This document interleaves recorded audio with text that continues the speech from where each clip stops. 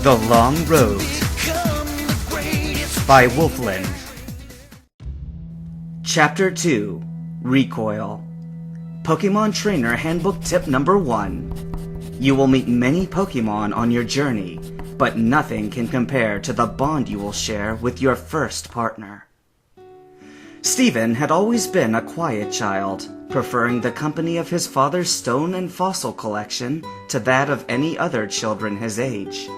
After only a year in the first grade of private school, the teacher pulled his father aside after the last day of class. "Your son is a brilliant student. There's no concern about his academic performance." Joseph Stone nodded slowly as he followed the teacher's words. Stephen had never mentioned any troubles at school when he asked, so he was unsure where this conference was going. "What's this all about then, miss?" "Well, you see, he never actually answers the questions aloud. He knows the answers, he'll write them down with no problem, but he won't interact with anyone in the class, neither me nor the other students." Joseph glanced down to where Stephen was contentedly laying on the floor, sorting colored marbles into different groups. Still watching his son, he addressed his question to the instructor at his side. "What would you suggest we do?" The teacher smiled softly before replying. "If I were you, Mr. Stone, I would read this and strongly consider following its advice." She produced a small pamphlet and offered it to the Devon president. Quickly scanning the title of the pamphlet, Joseph's expression softened, and he offered a polite bow. "Thank you very much, miss. I agree. I think this is the best thing for Stephen at this point." "I'm happy to help, Mr. Stone. Your son has been a pleasure to teach this year." Smiling in response, Joseph knelt down at his son's side. "Stephen, come on, time to go. Let's thank your teacher for everything she's done this year." Nodding, Stephen rose and bowed, mumbling a barely audible, "Thank you," before shying back to his father's side. Sliding social skill training, companion Pokemon and you into his pocket, Joseph held Stephen's hand as they left the building. And that is how, at the age of 8, Stephen got his first Pokemon. From day one, Stephen and Beldum were inseparable. Everywhere the boy went, the little blue Pokemon was sure to be right behind, bobbing along on its internal magnetic field. While they were playing, he would proudly hold up each new rock for Beldum to examine, and it would shatter and hum with excitement, matched only by Stephen's own. But play was not the only time they were together. Beldum also attended Stephen's lessons, now that the boy was being homeschooled, per his teacher's suggestion. The pair would put their heads together and solve the assignments in hushed tones before Stephen would supply the answer for both of them. With Beldum at his side, he made progress in leaps and bounds over the next 3 years. When Joseph brought Stephen to Devon with him, he no longer would shy away from conversation when someone approached.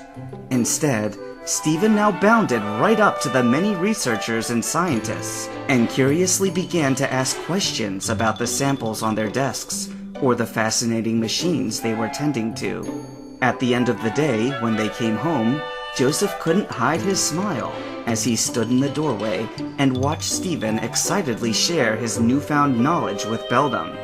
Too engrossed in his latest tale, Stephen missed his father's quiet admission as he thumbed the ring on his left hand.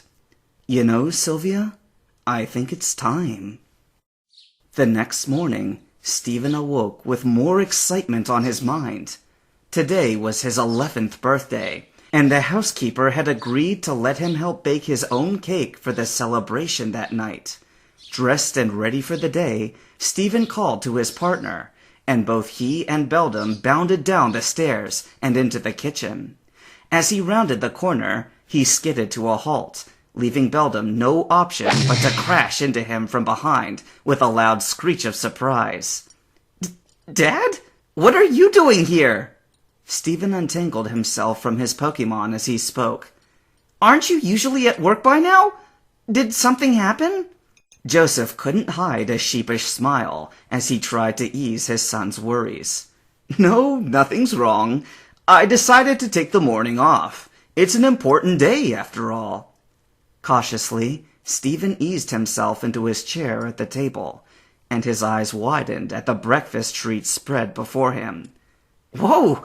Dad, this looks amazing! Did you make this yourself?"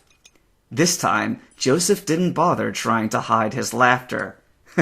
"You know, your old man used to be quite the chef back in the day." Curious chattering sounded at Stephen's side as Beldam poked its head up to see what had Stephen so excited. Catching sight of the food, it began to nudge closer until it nearly toppled Stephen, chair and all. "Hey, Beldam! This food isn't good for steel types!" Stephen pushed back against his nosy Pokemon. "I'll get you a treat later." Watching the pair squabbling with a knowing smile, Joseph reached into his pocket and pulled out an envelope. He waited until Stephen was satisfied that Beldam wouldn't try to sneak its way towards the pancakes, and then placed it next to Stephen's plate.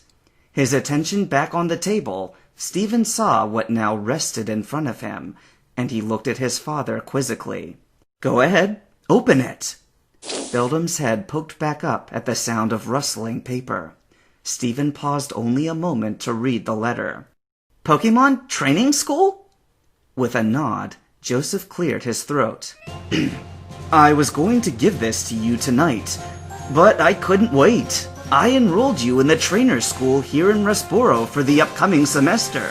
It's ultimately up to you if you'd like to attend, but I thought this would be a nice present to you and Beldam now that you're officially old enough to become a trainer." "Wow! Dad, thank you! Beldam, did you hear that? I'm gonna become your trainer!" The little blue Pokemon met Stephen's gaze with its singular red eye and hummed thoughtfully.